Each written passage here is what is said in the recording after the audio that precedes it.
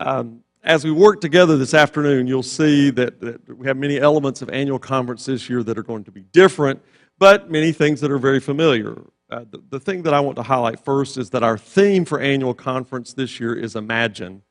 And the verse of Scripture that we're using for our theme is Ephesians 3:20.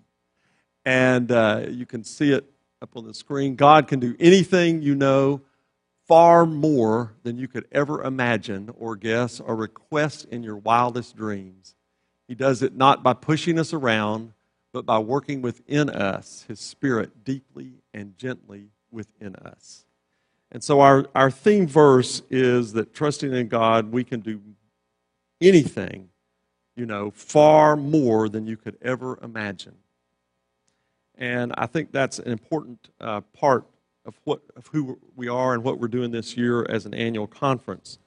As I begin, how many of you are going to annual conference for the first time? Okay. Well, then this will help you just get oriented. Those of you that have been before, we're going to be pointing out changes and things that you perhaps have become used to doing, and we're going to do them in different ways or different orders, that type of things.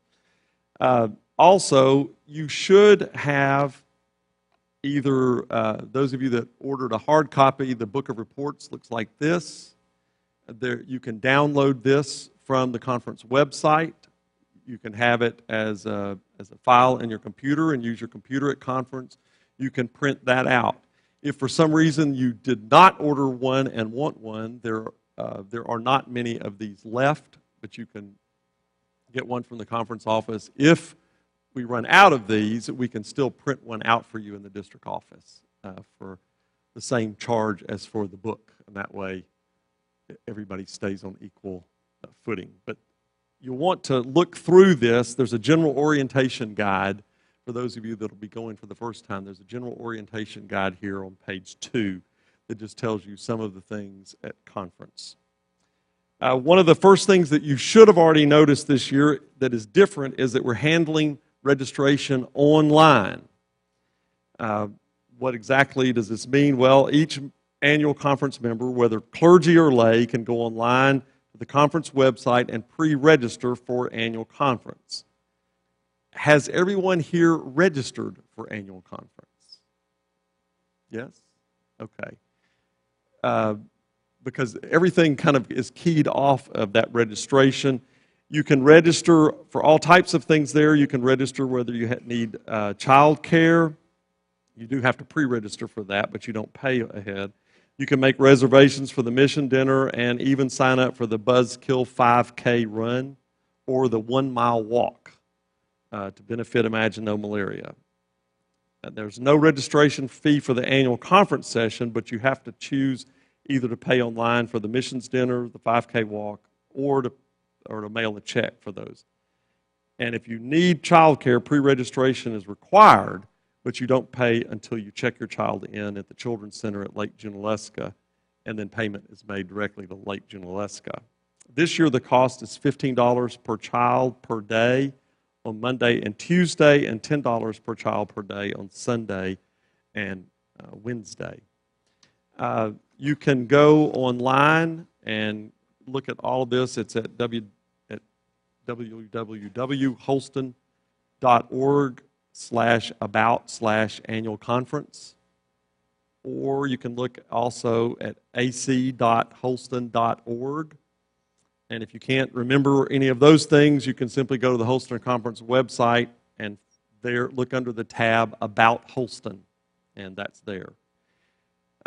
Since you've all registered, I do remind those that are listening other ways that registration ends on June 1st. So be sure to get that done before June 1st because that will simplify your check-in process. You will not receive a paper registration card in the mail this year. If you don't pre-register before June 1st, then you'll have to be at a computer terminal at Bethea Welcome Center and be allowed to register yourself there. The process is all paperless.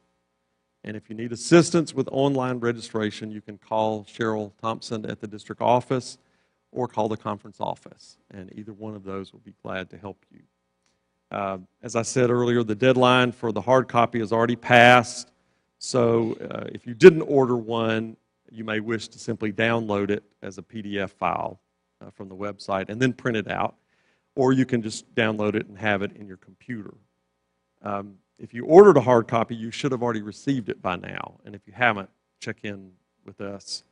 They were mailed on May the 8th, and if you don't have printing capability, then we can ask the district office to do that.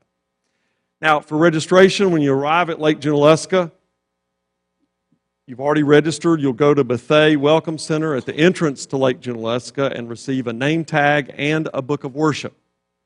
The process is going to be quick, easy. One other note, if you indicated when you registered online that you prefer to download a PDF copy of the book of reports, that online copy is now available, as I've said. You can download it at any time. Also, the book of worship will be able to be downloaded after June the 1st. So you'll be able to do that and have that in your computer as well.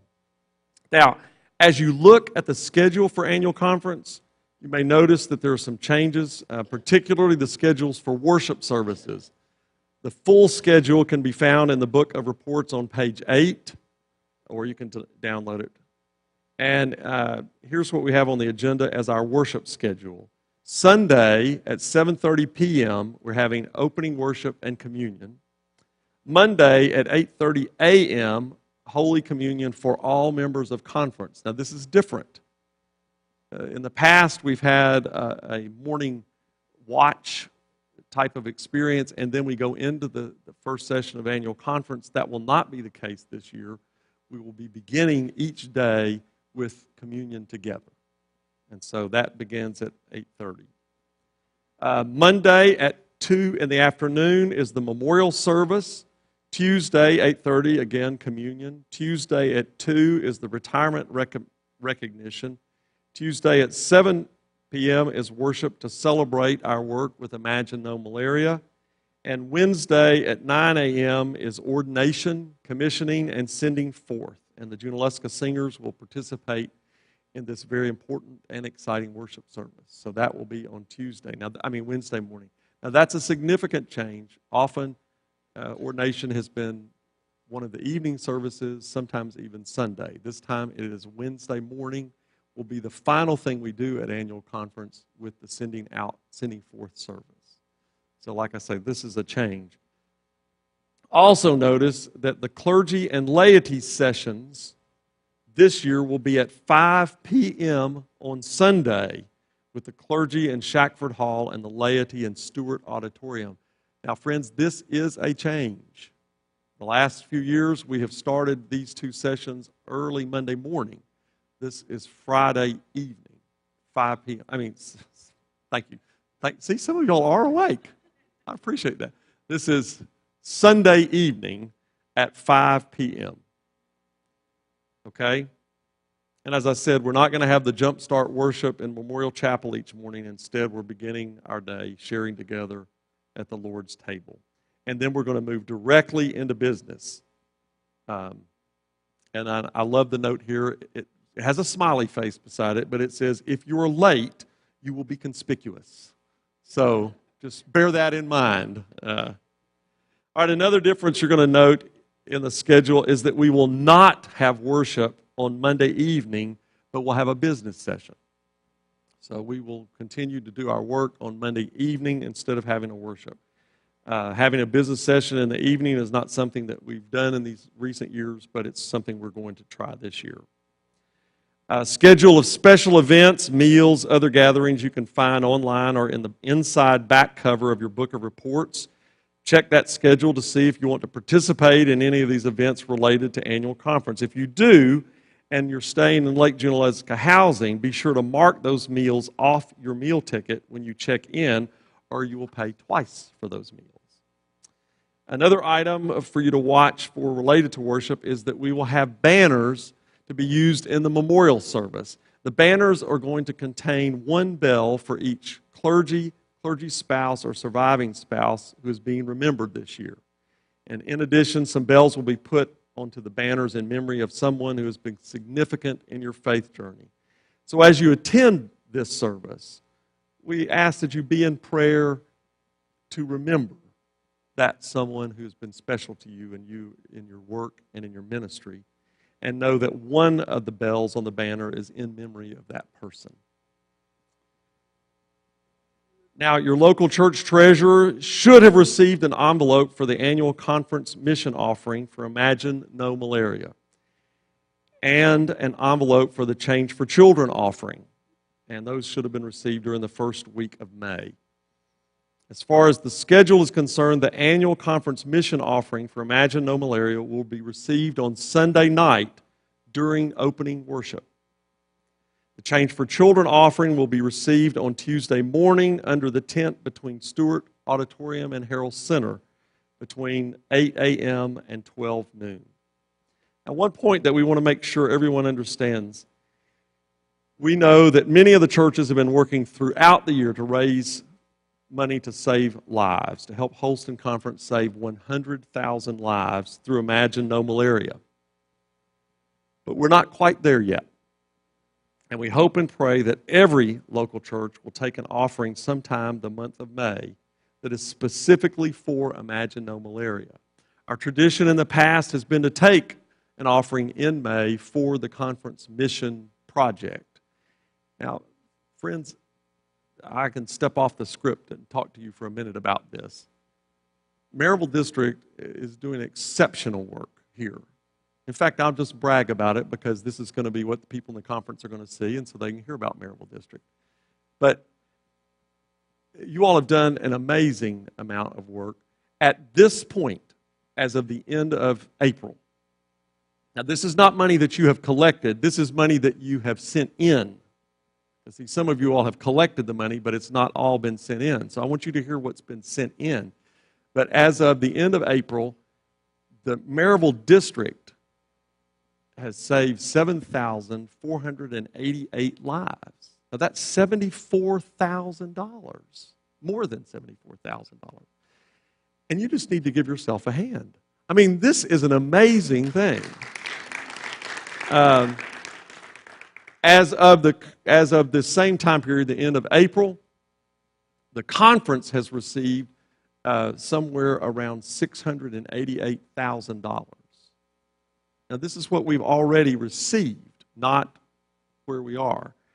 And so I think this is just something that we need to celebrate. You need to tell churches where we are in this, how far we've come. But the thing I want to call your attention to is how close we are to that 100,000 live mark. When we had discussion, I keep a 5-year journal, and so I tend to, as I write each evening's entries in, I tend to look up the page to see what was happening last year and the year before, that kind of thing. And last night's, or night before last entry, I looked up the page, and it said last year that I had been in the Imagine No Malaria meeting, and that we had set the incredible goal of 100,000 lives. And then I had a few comments on that about, I hope that we could do this, something like that. The conference number is just a little over 688,000. Now that's what's been received as the end of April. See, some of you all I know have already sent some things in. I know some others are just going to wait till annual conference and turn that in. But like I say, we are very close, much closer than even 2 months ago that we had hoped we would be. And so I hope you will do that. And to just remind this, and I know you've seen this, but I just want to show this to you one more time. And if you need a copy, if you haven't used it at church, this is a great one to use, but we've got other resources available. But let's go ahead and see the Imagine No Malaria thing one more time.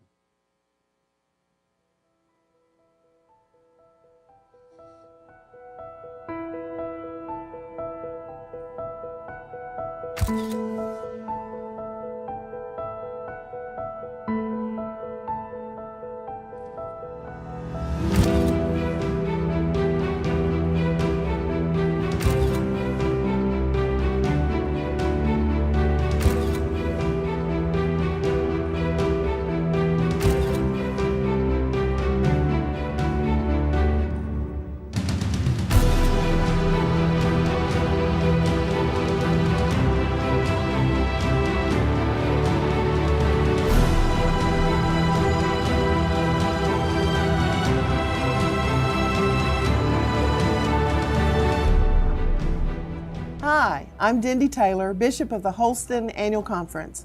I want to talk to you about Imagine No Malaria.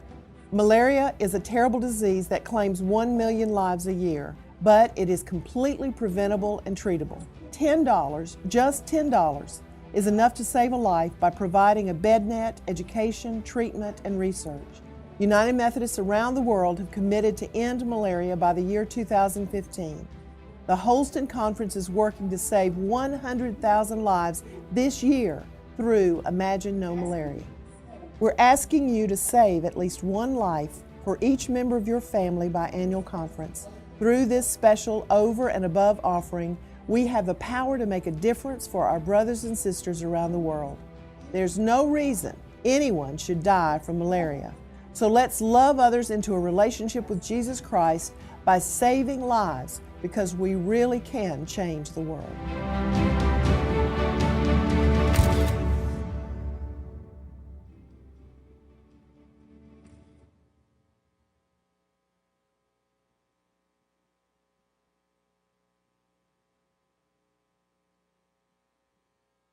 All right, now there are other resources that we have available. You can download them from the website. You can go to the Imagine No Malaria website for the whole denomination. So again, I hope that these last weeks, the final push, that we can see that we can make this goal.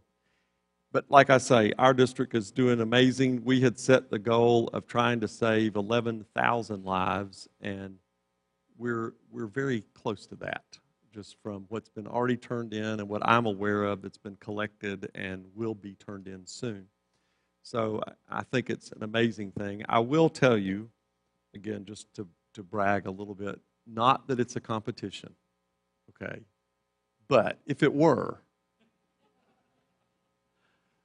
to give you an idea, if you take the amount of money that we have turned in and put it against the average worship attendance in the churches that have turned in that money. Understand what I'm doing? We're coming up with a ratio. If you were to do that, not that I have done it, but if you were to do that, our district has given $19.30 per attendee. We've saved nearly 2 lives for each person that goes to church in our district. Now, friends, that's amazing.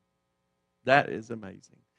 And so I hope that you can concentrate on that this last bit.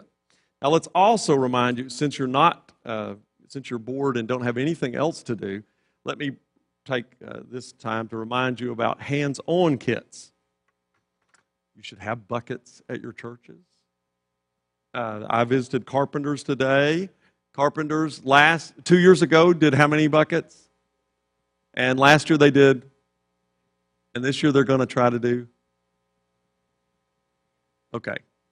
So that's just telling you where Carpenters has gone with that. But I know you walked in. Dwight's going to try to get some of you all to take buckets as you walk back out and fill them up for First Alcoa.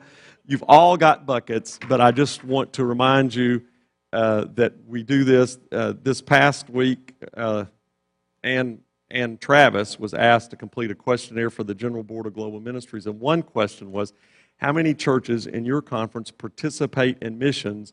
And she was able to respond, about 95% of Holston churches are involved in missions, because that is roughly the percentage of churches that participate each year in hands-on mission projects for Liberia and Zimbabwe.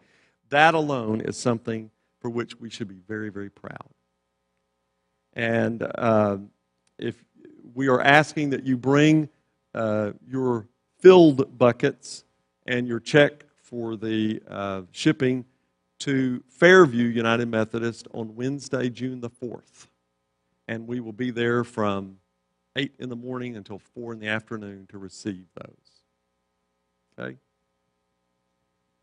The collection center for the whole conference is at Fairview as well, but those buckets from the rest of the conference will be showing up on the 5th and the 6th. And so what we're trying to do is have our buckets in first at Fairview so that we can go ahead and be arranging those and getting them kind of out of the way so that when the rest of the conference buckets begin to come in on Thursday and Friday, we'll already have dealt with Maribel's.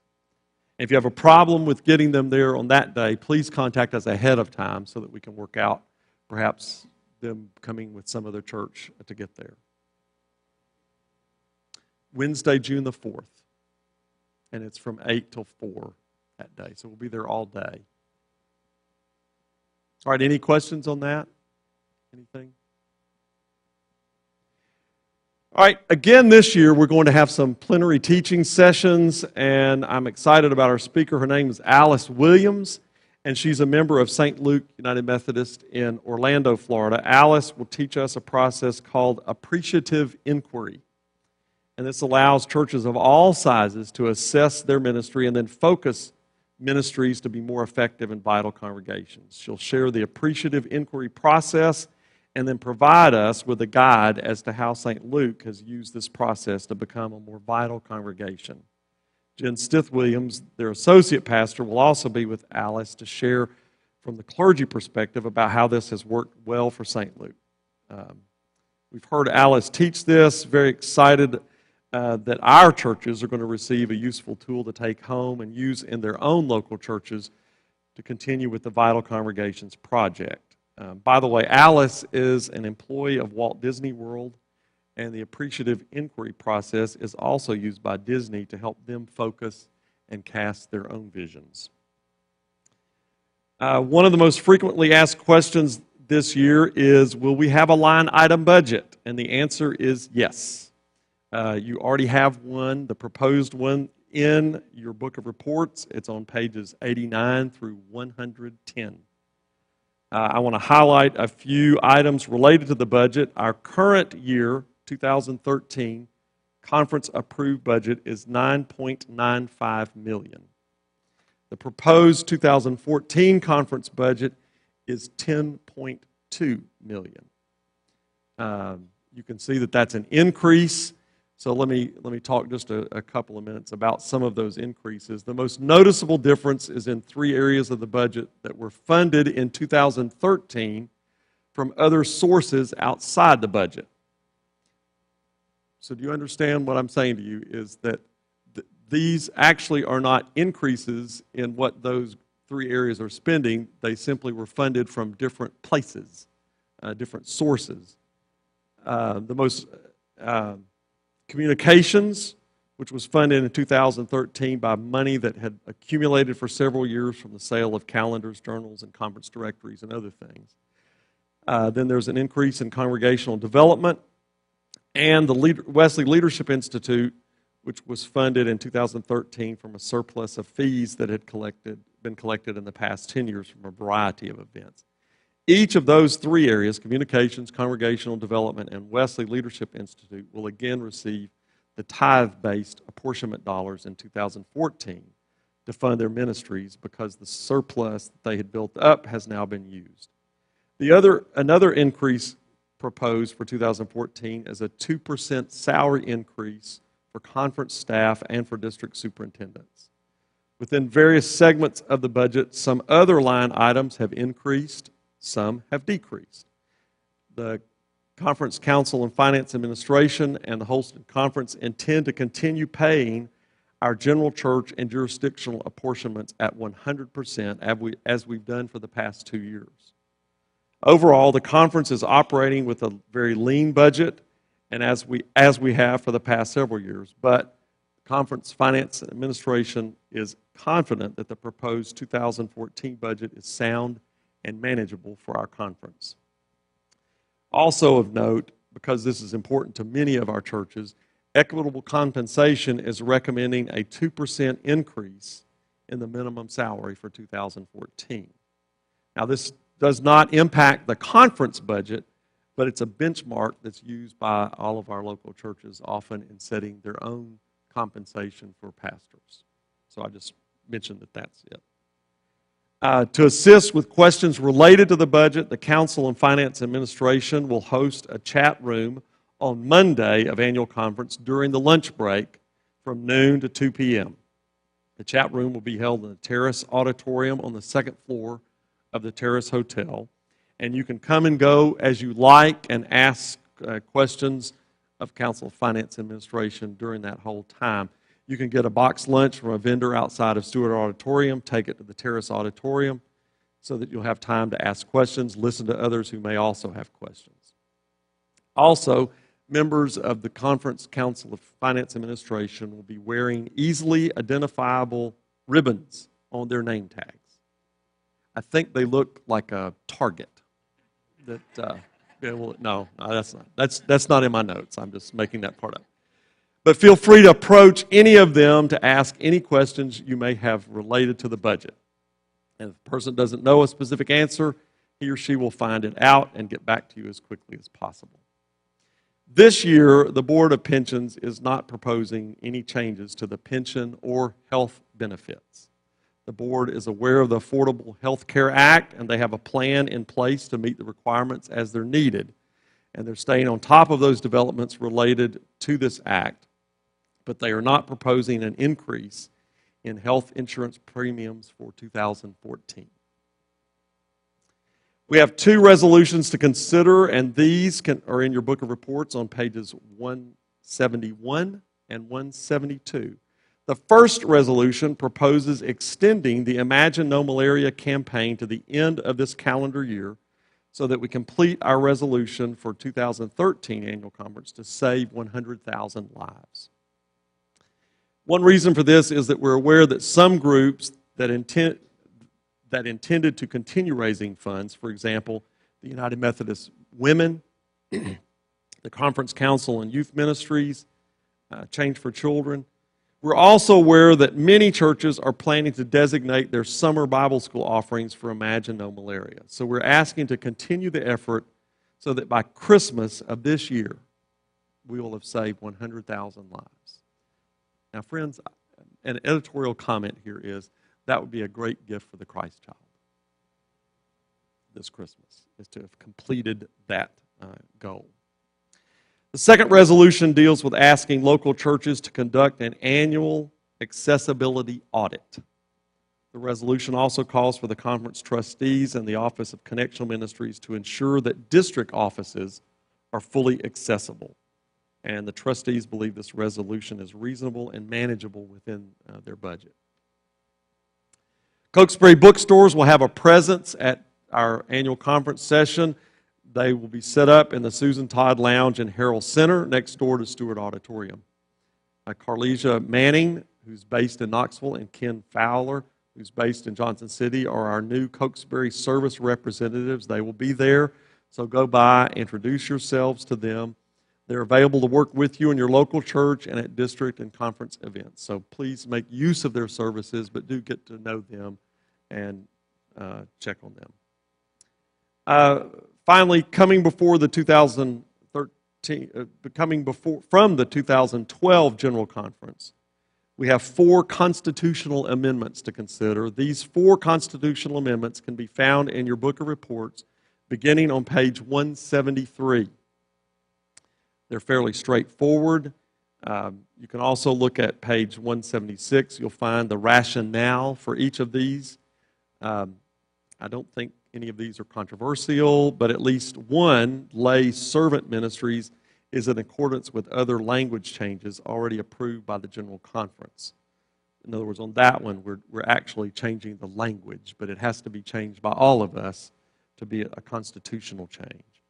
And voting on constitutional amendments is done only by clergy members who are elders and deacons in full connection and by lay members of the annual conference. In addition, the voting must be done by a paper ballot. And so you'll find a paper ballot on page 181 of your book of reports. You can also download the electronic version. There is a paper ballot provided in that as well. Now, these, I've just highlighted changes, things that are a little bit different at this year's annual conference. The handout that I've given you has a lot of these things. You can see about online registration.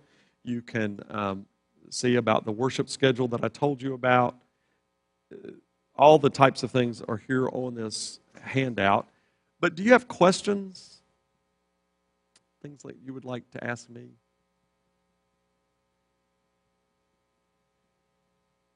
Laura.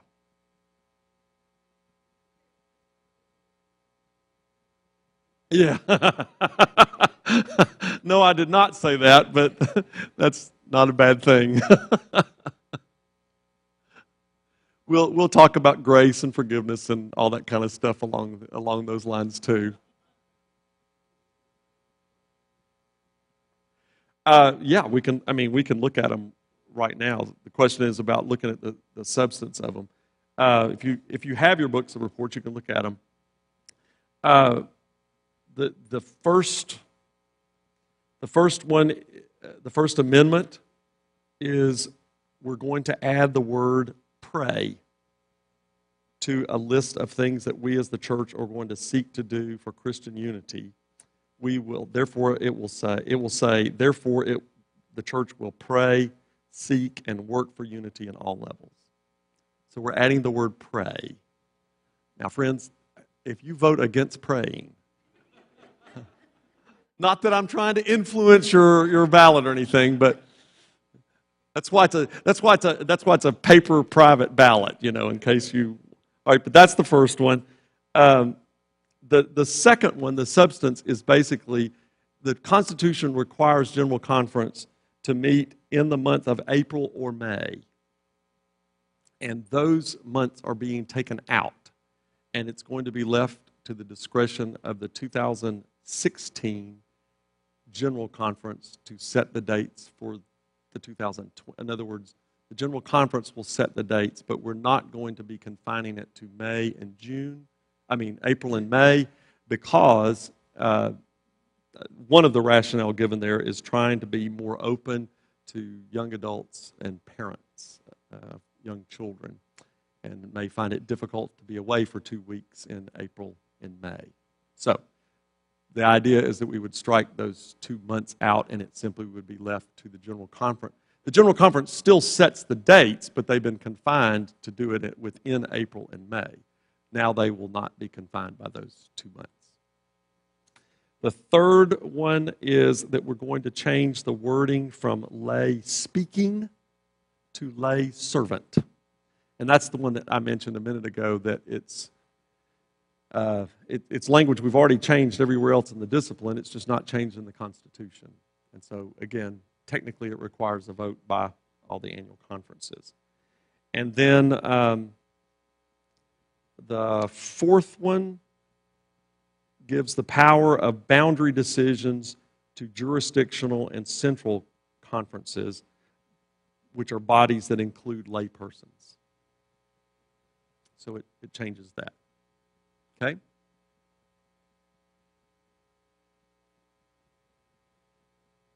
Any other questions? I don't want to rush you or to wake you, just to say if there's anything else we need to do. Annual conference is a great moment for us to be together. It's a moment in which we set apart people to be in specialized ministries. It's a moment that we recognize what we do as God's people together in the Holston Conference. It's a moment that we consider how we're going to work together in the future. It's a moment that I think we see the church bigger than our local churches. I hope that's part of what happens for you at annual conference. I hope you're able to go back and say, you'll never believe what I heard and what's going on everywhere else, and that we're not alone in this struggle to be God's people, that there are other Christians all around us who are doing marvelous and mighty things for God's kingdom. And I hope that's part of what happens for you at annual conference, is that you come away with a better understanding of who we are as Methodist people, as God's people in this Holston area. Now, it is about making decisions, and some people say, well, gee, we didn't really have that many decisions to make this year or last year or whenever. But every decision carries importance with it, and the worship is vital.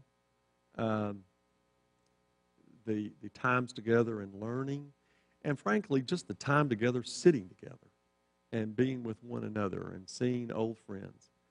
I mean, the first thing we sing together is what? And are we yet alive? And see each other's face, right? those lines. We do it every year.